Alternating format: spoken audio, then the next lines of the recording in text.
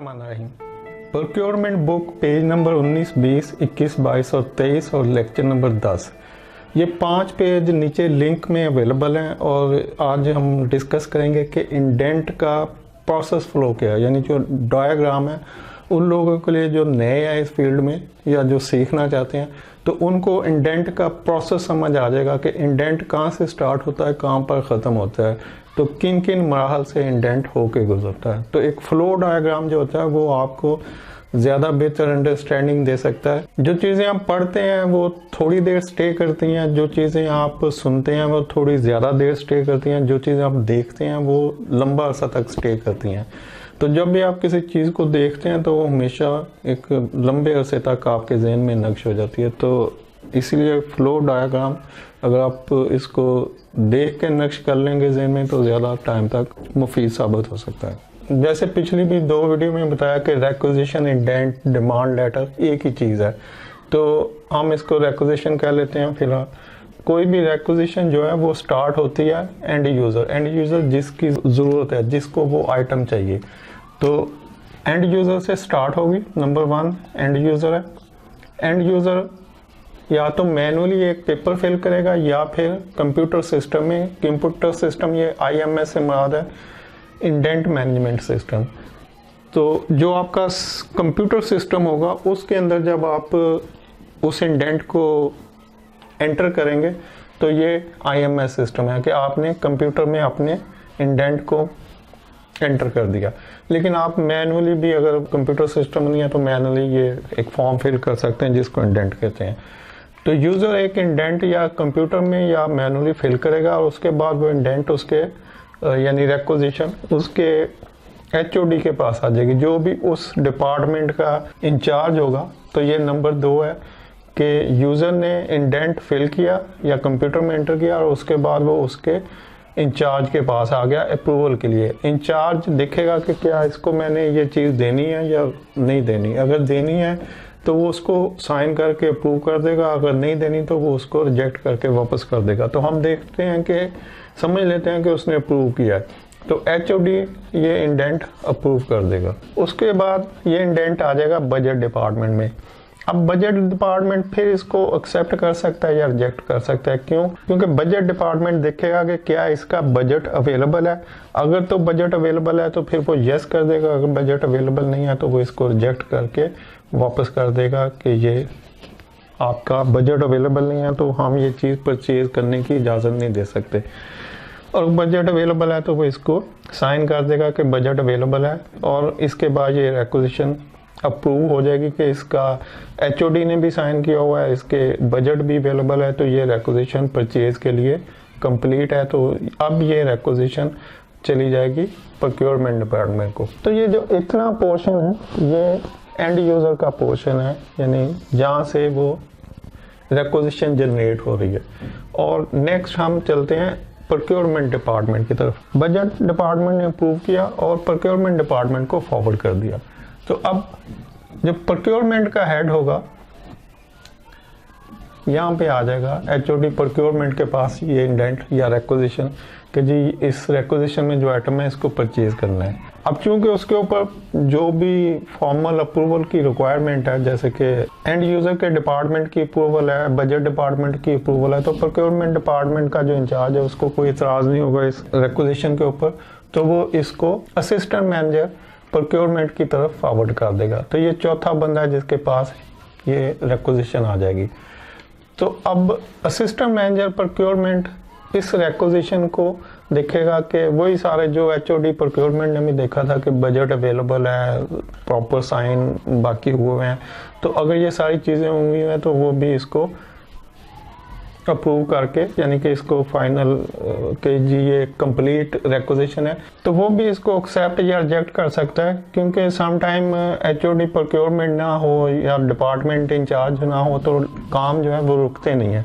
तो अगर procurement in charge नहीं बैठा तो सेकंड लाइन में जो भी मैनेजर होगा, डिप्टी मैनेजर या असिस्टेंट मैनेजर, ये सारी रिस्पॉन्सिबिलिटी उसकी तरफ शेयर हो जाएंगी। तो असिस्टेंट मैनेजर अगर मैनेजर नहीं अवेलेबल तो असिस्टेंट मैनेजर फिर यही प्रोसेस देखेगा कि क्या इसका बजट अवेलेबल है और प्रॉपर साइन हुए हैं डिपार्टमेंट हेड के, तो वो भी इसको एक्सेप्ट या रिजेक्ट कर सकता है। तो हम फर्ज कर लेते हैं कि सब चीज़ें कंप्लीट हैं और फॉर्मेलिटी कंप्लीट हैं, तो उसने इसको एक्सेप्ट कर लिया। तो अब असिस्टेंट मैनेजर इसको प्रोक्योरमेंट ऑफिसर की तरफ फॉरवर्ड कर देगा, गो एड देगा कि जनाब आप इसको परचेज कर लें, ये रिक्विजिशन जो है, इंडेंट जो है, डिमांड लेटर, ये हर लिहाज से कंप्लीट है, तो आप इसको प्रोक्योर कर लें। तो ये 5वां बंदा जो इन्वॉल्व होगा वो प्रोक्योरमेंट ऑफिसर होगा। अब इसने इस रिक्विजिशन के ऊपर काम करना है, इसको कंप्लीट करना है। अब नेक्स्ट चलते हैं प्रोक्योरमेंट ऑफिसर की तरफ। ये ऊपर आ जाएगा प्रोक्योरमेंट ऑफिसर।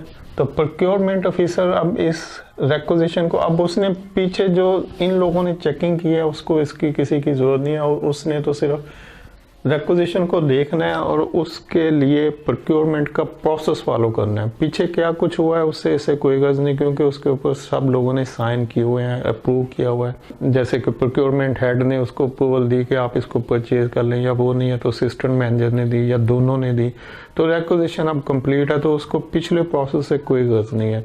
उसने सिर्फ ये देखना है कि आइटम क्या है। तो अब इसकी तरफ चलते हैं। तो प्रोक्योरमेंट ऑफिसर देखेगा कि जो आइटम है क्या वो रिपीट ऑर्डर हो रही है,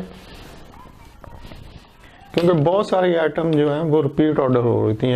बहुत रेयर होता है कि कुछ नई आइटम ऐसी एंटर हो जो कि फर्स्ट टाइम परचेज हो रही है। अदरवाइज किसी भी ऑर्गेनाइजेशन में जितनी भी आइटम प्रोक्योर हो होती हैं उसमें 99% आइटम रिपीट ऑर्डर में आ रही होती हैं।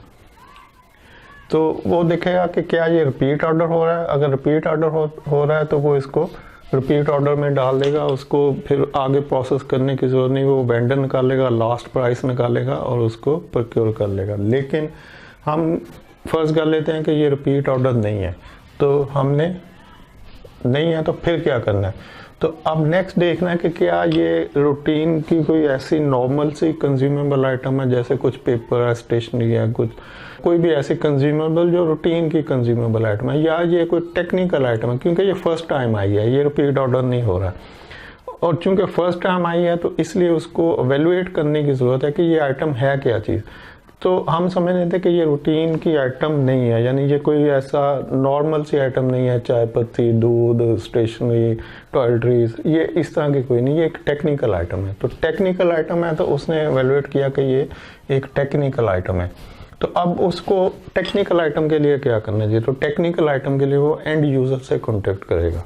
नेक्स्ट क्या है, एंड यूज़र से एडवाइस लेगा, क्योंकि वो टेक्निकल आइटम से मुराद है कुछ ऐसा जो जिसमें कुछ स्पेसिफिकेशन मेंशन है, कुछ मैकेनिकल है, इलेक्ट्रिकल है, कुछ ऐसी जो कि अगर सूटेबल ना हो तो वो रिटर्न करनी पड़ सकती है। तो इसलिए वो सारी रिक्वायरमेंट प्रोक्योरमेंट ऑफिसर पहले से पूरी कर लेगा। पहले तो वो इन्फॉर्मेशन लेगा एंड यूज़र से जिसकी रिक्वायरमेंट है कि भाई ये क्या चीज़ है, इसका कुछ सैंपल प्रोवाइड कर दो, या इसकी कोई कंप्लीट स्पेसिफिकेशन दे दो ताकि मैं उसके हिसाब से मार्केट देख लूँ या वेंडर से डिस्कस कर लूँ।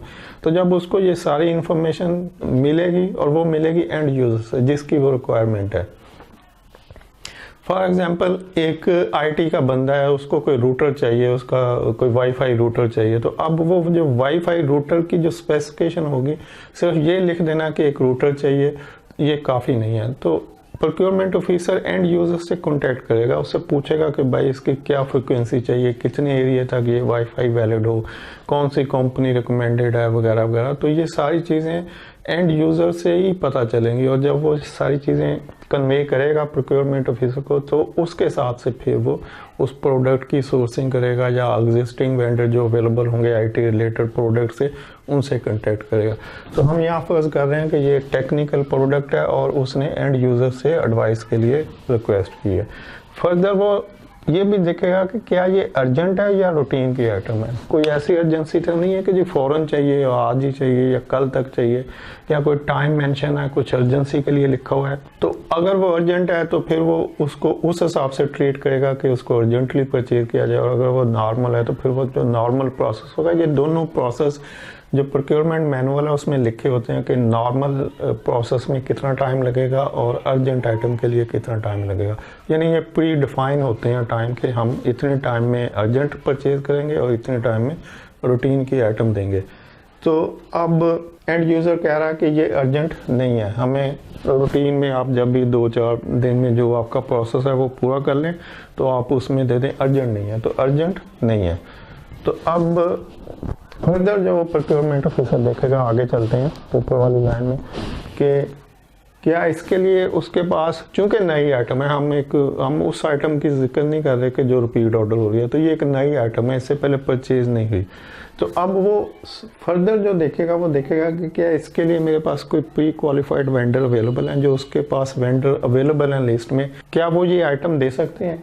तो अब जब वो वेंडर की लिस्ट देखेगा तो उसको पता चलेगा कि नहीं, ये इसमें मेरे पास कोई वेंडर ही अवेलेबल नहीं है, क्योंकि फर्स्ट टाइम प्रोडक्ट आई है तो उसका कोई वेंडर उसके पास अवेलेबल नहीं है। फ़र्ज़ कर लें कि उसके पास वेंडर अवेलेबल हो, तो फिर वो वही RFQ का प्रोसेस करेगा, यानी फिर वो परचेज का प्रोसेस शुरू कर देगा कि जी वेंडर अवेलेबल है, ये प्रोडक्ट मैं इनको रिक्वेस्ट करूंगा कि आप अपनी अपनी कोटेशनें दें, उसका कंपैरिजन बना के वो इसको फाइनल कर लेगा। लेकिन अगर उसके पास वेंडर अवेलेबल नहीं है तो फिर वो क्या करेगा, फिर वो नंबर 1 सोर्सिंग करेगा कि इस आइटम के मतलब कितने लोग मार्केट में अवेलेबल हैं, मार्केट कौन सी है, कहाँ से मैं इसको सस्ता खरीद सकता हूँ, तो सोर्सिंग करेगा। और सेकेंडली जो सोर्स किए हुए वेंडर होंगे उनमें से उनको प्री क्वालिफाई करेगा कि कितने लोगों को करना है, टॉप ऑफ द लिस्ट कितने हैं, तो प्री क्वालिफाई करेगा और फिर प्रोक्योरमेंट का प्रोसेस स्टार्ट करेगा। तो अब ये जो प्री क्वालिफिकेशन है और सोर्सिंग है, इसको हम नेक्स्ट प्रोसेस में डालेंगे कि सोर्सिंग क्या होती है और प्री क्वालिफिकेशन क्या होती है। लेकिन जो इंडेंट का प्रोसेस है कि इंडेंट का जो फ्लो चलता है, इंडेंट किस तरह से ट्रेवल करता है, उसको आप समझ लें कि इंडेंट एंड यूज़र से शुरू होता है। एंड यूज़र एक या मैनुअल पेपर साइन करेगा या कंप्यूटर में जो सिस्टम है उसमें एंटर कर देगा, इंडेंटिंग मैनेजमेंट सिस्टम में, और उसके बाद वो उसके इंचार्ज के पास आएगा जो उसको या रिजेक्ट कर देगा या अप्रूव कर देगा। तो अगर उसने अप्रूव कर दिया तो फिर वो बजट डिपार्टमेंट के पास आएगा, और बजट डिपार्टमेंट में उसको रिजेक्ट कर सकता है या एक्सेप्ट कर सकता है। अगर बजट नहीं है तो वापस चला जाएगा, अगर बजट है तो वो एक्सेप्ट होके आगे फॉरवर्ड हो जाएगा प्रोक्योरमेंट डिपार्टमेंट को। अब प्रोक्योरमेंट डिपार्टमेंट में HOD procurement, assistant manager procurement जो भी अवेलेबल है, तो ये उसको चेक करेंगे कि फिर उसको देखेंगे। बजट जो है वो केयरफुली दोनों डिपार्टमेंट चेक करेंगे, क्योंकि बजट होना या ना होना सारा इसके ऊपर वो प्रोक्योरमेंट बेस कर रही है। तो यहाँ पे फिर बजट को चेक किया जाएगा, क्योंकि बजट की एंट्रीज बजट डिपार्टमेंट भी अपने पास रखता है और प्रोक्योरमेंट डिपार्टमेंट भी अपने पास रखता है। लास्ट वीडियो में बताया था कि जब बजट बन रहा होता है तो ये प्रोक्योरमेंट के इल्म में होता है कि किस डिपार्टमेंट की कितनी चीज़ें हैं और उनका कितना बजट एक्सेप्ट हुआ है।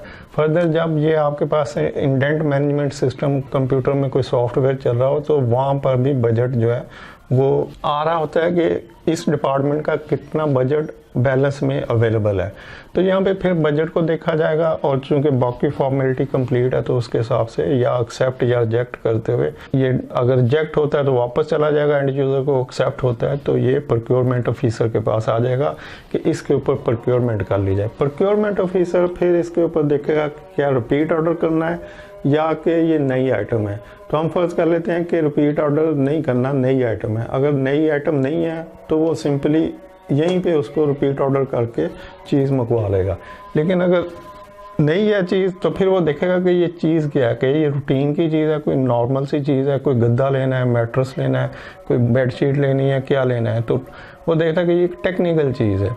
तो टेक्निकल चीज़ है तो फिर वो एंड यूज़र से कांटेक्ट करेगा, एंड यूज़र से उसकी स्पेसिफिकेशन, सैंपल या कुछ ऐसी इन्फॉर्मेशन लेगा जिससे वो उसकी प्रॉपर सोर्सिंग कर सके या उसको मैच कर सके प्रोडक्ट को। फिर वो ये भी देखेगा कि ये अर्जेंट है या रूटीन की है। तो अगर रूटीन की है तो फिर कोई मसला नहीं, अर्जेंट है तो वो इसको टेंशन देगा। फिर वो देखेगा कि क्या उसके पास वेंडर अवेलेबल है, जो प्री क्वालिफाइड लिस्ट है प्री क्वालिफाइड वेंडर की, क्या वो अवेलेबल है। तो अगर वेंडर अवेलेबल है तो वो उसको परचेज कर लेगा उनसे, अदरवाइज वो उनके लिए सोर्सिंग करेगा और वेंडर की प्री क्वालिफिकेशन करेगा। अब ये एक रिक्विजिशन जो है उसका फ्लो था कि रिक्विजिशन किस तरह से ट्रैवल करती है। तो नेक्स्ट हम, चूँकि ये वेंडर अवेलेबल नहीं है, तो सोर्सिंग और प्री क्वालिफिकेशन क्या होती है इसके लिए आगे बात करेंगे। वीडियो देखने के लिए अल्लाह हाफिज़।